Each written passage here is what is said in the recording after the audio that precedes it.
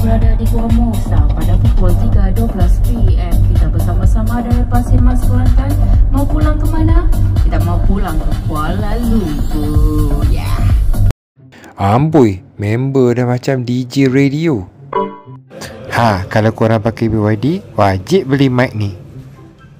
Mic ni kita guna untuk menyanyi dalam kereta.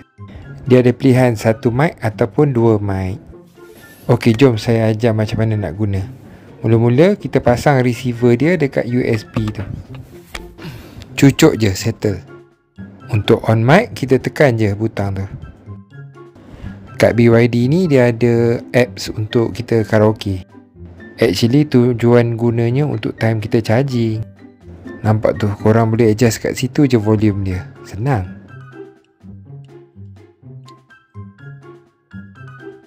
Lepas tu dia ada 4 efek suara.